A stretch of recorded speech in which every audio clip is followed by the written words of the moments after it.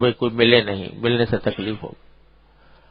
حضرت کے اوپر ایک بستر پر تھے، چلنا پھرنا مشکل تھا، تو آنکھیں بند کیے لیٹے رہتے تھے. تو وہی زمانہ تھا کہ حضرت حکیم الامت قدس اللہ تعالی سرہ نے میرے والد ماجد حضرت مفتی محمد شفیع صاحب رحمۃ اللہ علیہ کو احکام القرآن کی تالیف کے لیے مقرر فرمایا ہوا تھا. قرآن کریم کی ایسی تفسیر جس میں احکام جس سے مستنبط کیے جائیں، احکام القرآن، اس کی تالیف کئی بزرگوں کے حوالے کی تھی. ان میں سے ایک حصہ میرے والد ماجد رحمۃ اللہ علیہ کے سپرد کیا تھا، سورہ شعراء سے لے کر آخر تک، سورہ شعراء سے آخری منزل تک. تو اس زمانے میں حضرت والد صاحب رحمۃ اللہ علیہ وہیں خانقاہ میں مقیم تھے اور اس کام میں مشغول تھے، تالیف تصنیف کے. حضرت حکیم الامت قدس اللہ تعالی سرہ اپنے کمرے میں آنکھیں بند کیے ہوئے لیٹے ہیں. تو تھوڑی دیر کے لیے آنکھیں کھولی اور حضرت کے بھانجے تھے مولانا شبیر علی صاحب، ان کو آواز دی، بلایا، کہا کہ بھی مولوی شفیع ہوں تو بلاؤ. تو والد صاحب چلے گئے. تو یہ مطلب فرمایا کہ بھائی آپ قرآن شریف کی تفسیر لکھ رہے ہو، فلاں آیت کے تحت یہ مسئلہ بھی ذہن میں آ رہا ہے کہ یہ مسئلہ بھی لکھنا چاہیے، اس آیت سے یہ مسئلہ نکلتا ہے. اور وہ مسئلہ بھی بتا دوں. مسئلہ یہ بتایا کہ سورہ قصص میں اللہ تعالیٰ نے یہ واقعہ بیان فرمایا ہے کہ حضرت موسیٰ علیہ السلام جب ابھی نبی نہیں بنے تھے، فرعون کے ہی اس میں محل میں پرورش پائی تھی. جب نوجوان ہو گئے تو دو آدمی لڑ رہے تھے، ایک بنی اسرائیل کا تھا اور ایک قبطی تھا. تو قبطی نے حضرت بنی اسرائیل کے آدمی سے لڑائی کر رکھی تھی. بنی اسرائیل کے آدمی نے ان کو مدد کے لیے پکارا، تو انہوں نے چھڑانے کے لیے اس کو مکہ مارا اور وہ قبطی مر گیا. مارنے کا ارادہ نہیں تھا لیکن مر گیا. قرآن شریف میں قصہ ہے اس کا. تو بعد میں حضرت موسیٰ علیہ السلام کو پچھتاوا ہوا کہ میں نے کس طرح مار دیا، اور اس کے اوپر استغفار بھی کیا حضرت موسیٰ علیہ السلام نے. تو اور بعد میں قرآن کریم نے بھی کئی جگہ اس کا ذکر کیا ہے کہ انہوں نے فرمایا کہ مجھ سے ایک غلطی ہو گئی تھی کہ میں نے قبطی کو اس طرح مار دیا تھا. تو وہاں حضرت حکیم الامت مولانا تھانوی نے اس حالت میں، بیماری کی حالت میں، جبکہ آنکھیں بند کیے لیٹے ہیں، والد صاحب کو بلا کر یہ فرمایا کہ دیکھو وہ قبطی جو ہے وہ تو کافر تھا اور ایک کافر حکومت کا باشندہ تھا، اس کو مارنے کو بھی غلطی اور گناہ قرار دیا. تو یہ اس سے پتہ چلا کہ جہاں کسی ملک میں مسلمان اور غیر مسلم آپس میں امن کے ساتھ رہ رہے ہوں تو ایک ضمنی ان کے درمیان معاہدہ ہو جاتا ہے کہ ایک دوسرے کی جان مال پر حملہ نہیں کریں گے، اگر کریں گے تو گناہ ہوگا. تو کافر کی ملکیت پر بھی حملہ کرنا، کافر کی جان پر بھی حملہ کرنا، یہ اس وجہ سے گناہ ہے. تو یہ مسئلہ اس سے یہ نکلتا ہے، یہ محکمہ قرآن میں لکھ دینا. حضرت والد صاحب تعالیٰ کو یہ اس وقت آنکھیں کھول کے فرمایا، کہہ دیا. پھر کچھ دیر گزری، پھر کوئی آنکھ کھولی اور پھر کہا کہ فلاں کو بلا دو، اس کو میں کوئی بات سمجھا دوں. تو حضرت مولانا شبیر علی صاحب جو حضرت کے بھانجے تھے اور حضرت کی تیمارداری میں لگے رہتے تھے، طبیبوں نے ملنے سے منع کر رکھا تھا، باتیں کرنے سے منع کر رکھا تھا. تو ان کو یہ خیال ہوتا تھا کہ حضرت اس طریقے سے تکلیف اٹھا رہے ہیں کہ بار بار آدمیوں کو بلاتے ہیں اور پھر کچھ کہتے ہیں. تو انہوں نے کہا کہ حضرت آپ کو طبیب نے کہا ہے کہ آرام کریں، اور اب آپ اپنے ذہن کو ادھر ادھر نہ لگائیں تاکہ بیماری میں اضافہ نہ ہو. تو میں نے اپنے شیخ سے سنا کہ اس موقع پر حضرت نے فرمایا کہ ہاں بھائی ٹھیک کہتے ہو، مگر وہ اوقات زندگی کس کام کے جو کسی کی خدمت میں صرف نہ ہو. وہ لمحات زندگی کس کام کے جو کسی کی خدمت میں صرف نہ ہو. تو زندگی تو اس کام کے لیے ہے کہ اس کو خدمت میں لگایا جائے، خدمت میں لگایا جائے، یہاں تک کہ اپنے نفس کی بھی خدمت. کانا یخدم نفسا، اپنی خدمت. آدمی اگر غسل کر رہا ہے تو اپنی خدمت کر رہا ہے، آدمی اگر صفائی کر رہا ہے اپنے جسم کی تو وہ اپنی خدمت کر رہا ہے، کپڑے بدل رہا ہے تو اپنی خدمت کر رہا ہے، کھا رہا ہے تو اپنی خدمت کر رہا ہے، سو رہا ہے تو اپنی خدمت کر رہا ہے، اور اپنے گھر والوں کی ضروریات پوری کر رہا ہے تو ان کی خدمت کر رہا ہے. تو ہر وقت ہر لمحے اپنے آپ کو خادم سمجھتے رہو کہ میں خادم ہوں. اور اگر یہ سمجھ لو گے، اپنے آپ کو خادم سمجھ لو گے، تو انشاءاللہ کبھی تکبر بھی پیدا نہیں ہوگا. تکبر پیدا ہوتا ہے مخدوم بننے سے کہ میں مخدوم ہوں، دوسروں کا کام ہے کہ میری خدمت کریں، میرا کام نہیں. انبیاء کرام علیہ والسلام جس طرح سادی زندگی گزارتے تھے، اس طرح کے بازار میں چل رہے ہیں عام آدمیوں کی طرح، لوگ تانے دے رہے ہیں کہ لہذا رسول یاکل الطعام ویمشی فی الاسواق. یہ کیسا پیغمبر ہے کہ جو کھانا بھی کھاتا ہے اور بازاروں میں بھی چلتا ہے. تو وہ حضرات جو ہیں وہ یہ کام اپنے آپ کو مٹا کر اس اعلیٰ درجے میں ہونے کے باوجود. تو ہمارے سارے بزرگوں کا طریقہ یہ رہا بھائی. ہمارے حضرات علماء دیوبند اللہ تعالیٰ ان کے درجات بلند فرمائے، ان میں سے ایک ایک کو دیکھو کہ اس نے خادم بن کر زندگی گزاری. اس میں کوئی شان و شوکت کا انداز کسی نے اختیار نہیں کیا. شان و شوکت اختیار کرنا کہ صاحب اب پیر صاحب ہو گئے ہیں لہذا اب یہ جو ہے ان کے ساتھ ایک لشکر چلا کرے گا آگے پیچھے، اور ان کا ایک جبہ قبہ ہوگا، اور ان کے لیے بازار میں نکلنا بھی جو ہے وہ عار ہے، وغیرہ وغیرہ. تو یہ سب کیا ہے؟ مخدومیت کا جب دماغ میں خناس آ جاتا ہے تو پھر یہ تکبر تک انسان کو لے جاتا ہے. ایسے رہو جیسے عام مسلمان ہیں، اسی طریقے سے رہو. اسی لیے حضرت والا حضرت حکیم الامت قدس اللہ تعالیٰ سے رہو کہ جب گھر جاتے تھے خانقاہ سے تو سامان اگر ہاتھ میں ہوتا تھا کسی کو دینا نہیں دیتے تھے، کوئی مانگتا بھی تھا نہیں دیتے تھے. مانتے بھائی مجھے یہ مخدومیت کا انداز پسند نہیں آتا کہ دوسرے جو ہے خدمت کریں. تو خادم بن کر رہو. اللہ تبارک و تعالیٰ اپنے رحمت سے ہمارے دلوں میں یہ بات بٹھا دے. یہ اسی میں تواضع بھی ہے، اسی میں اللہ تبارک و تعالیٰ کا قرب بھی ہے کہ آدمی بندہ بن کر رہے. اللہ کا بندہ جب بندہ ہے تو اس کے اندر تکبر کہاں سے آئے، اس کے اندر بڑائی کا خیال کیوں پیدا ہو، وہ دوسروں کے اوپر مخدوم بن کے کیوں رہے، خادم بن کر زندگی گزارے.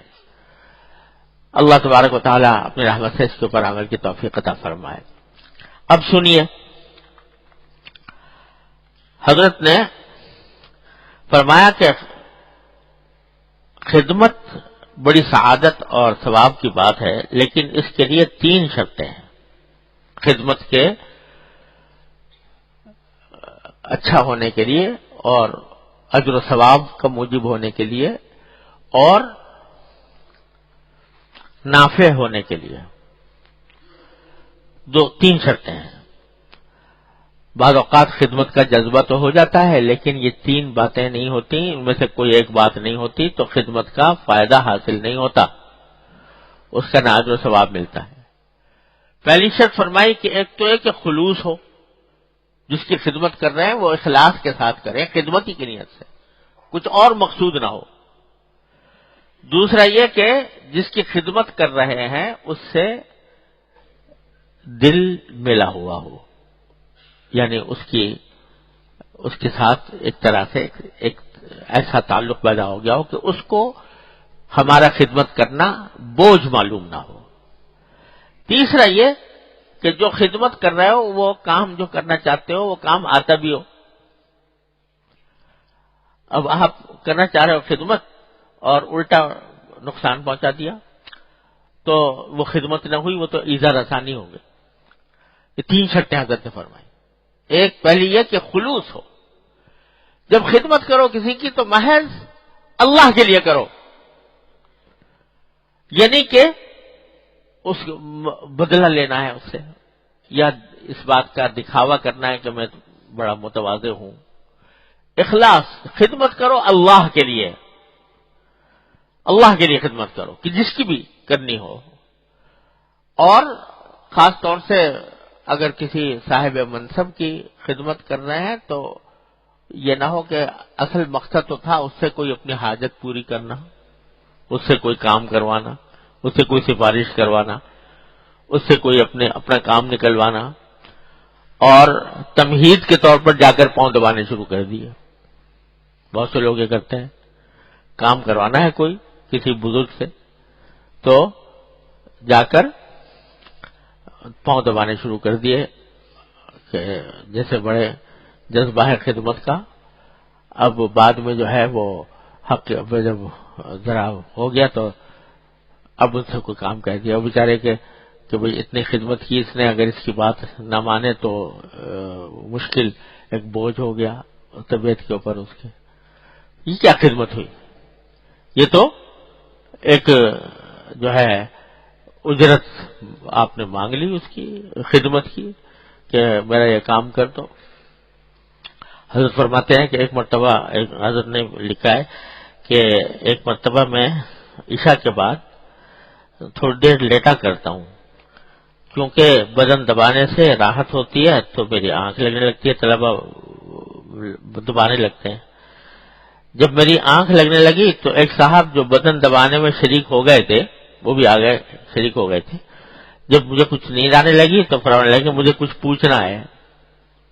اس وقت تو میں نے کہا بھائی اللہ کے بندے پہلے ہی پوچھ لیا ہوتا نیند آنے سے پہلے، تو خدمت کی تو لیکن خلوص کے ساتھ نہ ہوئی کہ خدمت ہی مقصود ہے، کوئی کام کرانا تھا، مسئلہ ہی کیوں نہ پوچھنا ہو، کوئی بات ہی دریافت کرنی کیوں نہ ہو، کوئی سفارش کرانی ہو تو یہ کرنا شروع کر دیا۔ وہ تو ایک رشوت ہو گئی، وہ خدمت جو ہے وہ خدمت نہ رہی، وہ کیا ہو گئی؟ رشوت ہو گئی کہ اس کے ذریعے اپنا کام نکالنا مقصود ہے۔ خلوص کے ساتھ ہو تب تو ہے فائدہ مند، یا اس لیے ہو بھئی کوئی آدمی خدمت اس لیے کر رہا ہے تاکہ لوگ دیکھیں دیکھو کتنا متواضع آدمی ہے کہ جو یہ خدمت کا کام کر رہا ہے، تو لوگ اس کی تواضع کی تعریف کریں، تو یہ کیا ہوئی؟ یہ ریاکاری ہو گئی۔ خلوص کے ساتھ ہو، دل سے ہو کہ میں چاہتا ہوں کہ یہ اس کا ثواب مجھے ملے، اللہ تبارک و تعالیٰ مجھ سے راضی ہوں، یہ اس بندے کی خدمت کروں گا تو اللہ تبارک و تعالیٰ مجھ سے راضی ہوں گے، یہ نیت رکھے دل میں، تب تو ہے وہ خدمت اور فائدہ مند۔ اور اگر نیت جو ہے وہ کچھ اور ہے تو پھر وہ خدمت نہ رہی، وہ خلوص نہ رہا۔ اس لیے پہلی شرط خدمت کے لیے اخلاص کا ہونا، خالصتاً اللہ کے لیے ہو۔ بعض لوگ اس طرح خدمت کے عادی بن جاتے ہیں، ڈال لیتے ہیں کسی بزرگ کی خدمت کر کے مقصود ہوتا ہے تقرب حاصل کرنا، اس تقرب سے پھر فائدہ اٹھانا۔ دوسرے لوگ دیکھ رہے ہیں کہ بھئی یہ فلاں بزرگ کا خاص آدمی ہے، ہر وقت اس کی خدمت میں لگا رہتا ہے، تو پھر اس کی لوگوں کے دلوں میں عزت بھی ہو جاتی ہے، پھر لوگ اس کے خیال بھی کرنے لگتے ہیں، دوسرے لوگوں سے اپنا کام نکالنا چاہتا ہے۔ تو یہ سب کیا ہے؟ یہ سب دھوکہ بازی ہے۔ مقصود صرف یہ ہو کہ خدمت کروں گا تو اللہ تبارک و تعالیٰ کی رضا مجھے حاصل ہوگی، خلوص ہو۔ دوسری شرط یہ فرمائی کہ دل ملا ہوا، یعنی جس کی خدمت کر رہے ہو اس کے اوپر کوئی بوجھ نہ ہو۔ یہ بھی بڑی اہم بات ہے۔ بعض لوگوں کے دل میں پرخلوص جذبہ تو ہوتا ہے کہ خدمت کریں گے کسی بڑے کی، لیکن ساتھ میں یہ کہ اس سے بے تکلفی ہوتی نہیں، اور جس کی خدمت کرنے جا رہے ہیں وہ دل پہ اس کے بوجھ ہو جاتا ہے، اور وہ اصرار کرتے ہیں کہ نہیں میں ضرور کروں گا۔ تو حضرت فرماتے ہیں کہ یہاں تک کہ اپنے شیخ کی بھی یہ فرمایا کہ شیخ کی بدنی خدمت پہلی ملاقات میں کرنا سخت بار معلوم ہوتا ہے. ابھی بے تکلفی ہوئی نہیں، ایک دوسرے کے ساتھ تعلقات ابھی تک جیسے ہونے چاہیے اس درجے کے ہوئے نہیں، اور آپ نے جا کر خدمت کرنا شروع کر دی تو اس کی طبیعت پر بار ہو. تو اسی دیکھو کہ خدمت سے بار نہ ہو. جس کی دیکھو نا، خدمت کا اصل مقصود ہونا چاہیے راحت پہنچانا، راحت پہنچانا. اب اگر کسی وقت میں آپ زبردستی اس کے اوپر خدمت کے لیے مسلط ہو گئے تو وہ راحت تو نہیں پہنچی اس کو، اور الٹی تکلیف ہوئی. آج کل لوگوں میں یہ بڑا اس کا اہتمام ہے کہ کسی بزرگ کے جوتے اٹھا لیں، جوتے اٹھانے کا. اور ہے بھی بہرحال اگر خلوص کے ساتھ ہو اور قاعدے سے ہو اور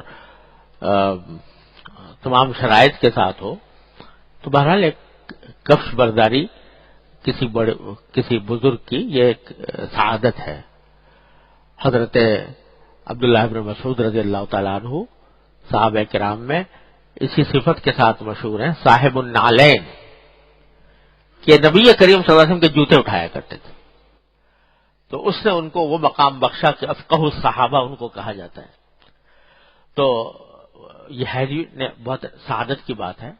لیکن اس وقت جبکہ اس سے راحت ملے، اگر جوتے اٹھا کر آپ نے تکلیف پہنچا دی، وہ تو جوتا مار دیا اس کو، کیونکہ جوتے اٹھا کر آپ نے اس کو بجائے فائدہ پہنچانے کے، راحت پہنچانے کے، تکلیف پہنچا دی.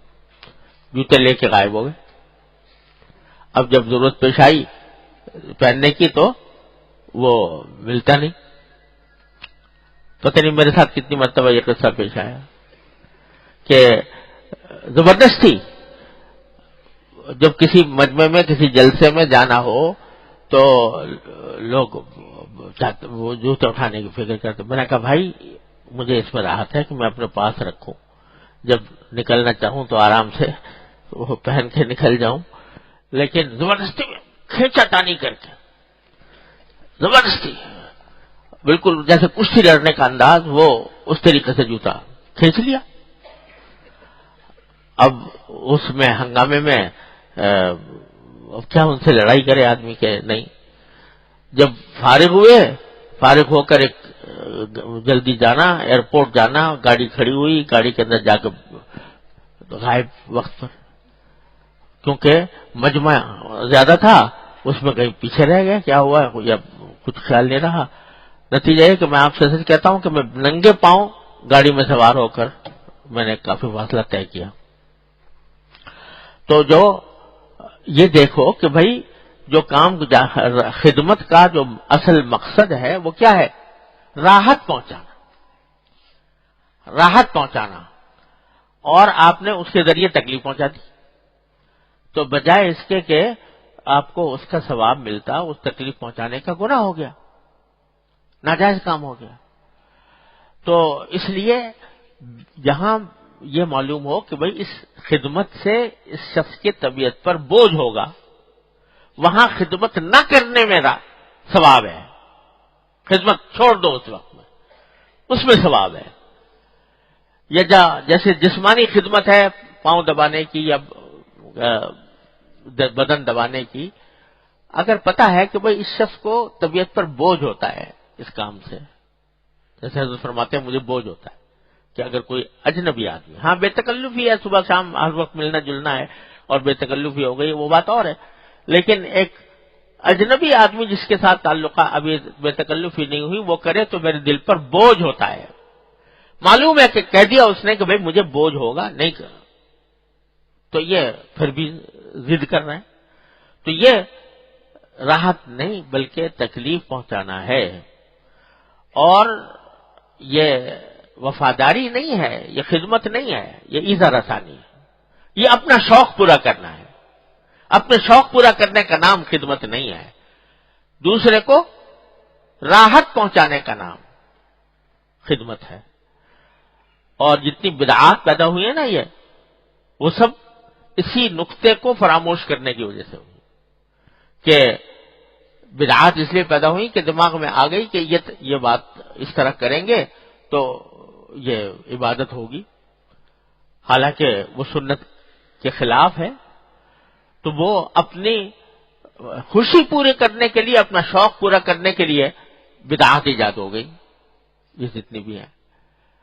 اور سنت یہ ہے کہ جو سنت کے مطابق کر رہے ہو وہ ہے اجر و ثواب، اور جو سنت کے خلاف کر رہے ہو وہ اس کو دین سمجھ کر کر رہے ہو تو وہ بدعت ہے. میرے بڑے بھائی تھے مرحوم، اللہ تعالیٰ ان کے درجات بلند فرمائے ہیں، مولانا ذکی کیفی صاحب مرحوم. ان کا ایک شعر تھا مجھے بڑا پسند ہے. وہ فرماتے تھے شعر میں، انہوں نے کہا کہ میرے محبوب میری ایسی وفا سے توبہ، میرے محبوب میری ایسی وفا سے توبہ جو تیرے دل کی کدورت کا سبب بن جائے. نہیں، میں اپنی ذات میں تو سمجھ رہا ہوں کہ وفاداری کر رہا ہوں، لیکن اس سے تمہارے دل میں کدورت پیدا ہو گئی، میں ایسی وفاداری سے توبہ کرتا ہوں. تو یہ ساری بدعات اسی طرح پیدا ہوئی ہے.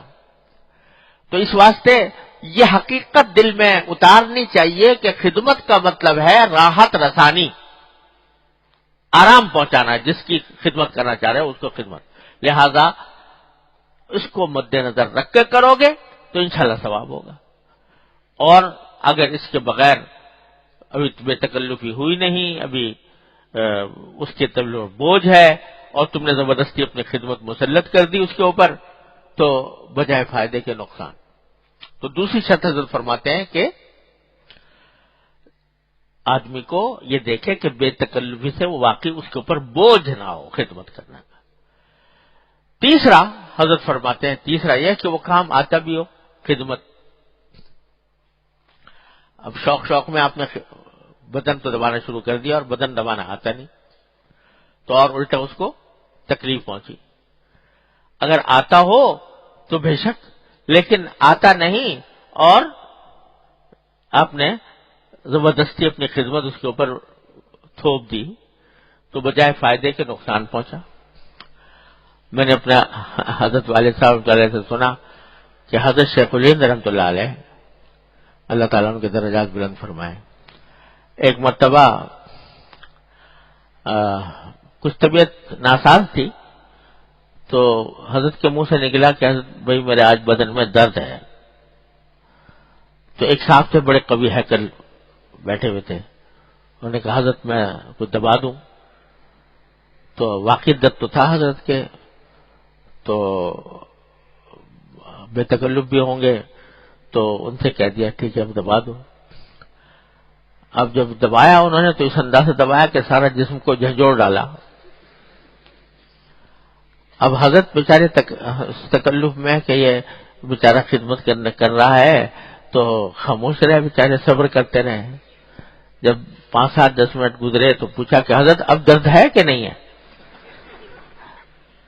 تو حضرت نے جواب دیا بھائی وہ درد تو نہیں ہے یعنی جو درد تمہارے دبانے سے پہلے ہو رہا تھا وہ تو نہیں ہے. مطلب یہ کہ نیا درد تم نے پیدا کر دیا اس کے اندر.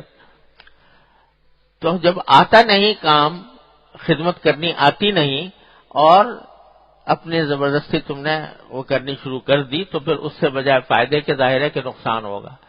لہذا 3 شرطیں حضرت بتائیں، ایک خلوص ہو، دوسرے ایسے شخص کے ساتھ ہو جس کی طبیعت پر بوجھ نہ ہو، اور تیسرے یہ کہ وہ کام آتا بھی ہو.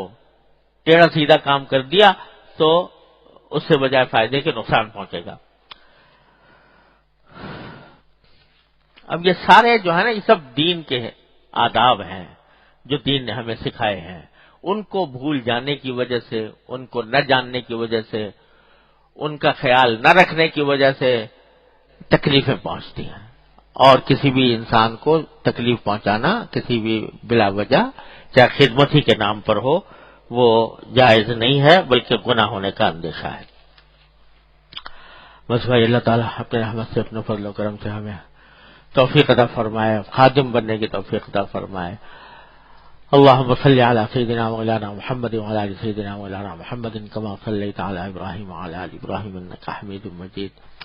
ربنا ظلمنا انفسنا وان لم تغفر لنا وترحمنا لنكونن من الخاسرين ربنا آتنا في الدنيا حسنة وفي الآخرة حسنة وقنا عذاب النار یا ارحم الراحمین، اپنے فضل و کرم اپنے رحمت سے ہمارے تمام گناہوں کو معاف فرما۔ یا اللہ ہمارے تمام چھوٹے بڑے اگلے پچھلے خفیہ علانیہ ہر طرح کے گناہوں کو معاف فرما۔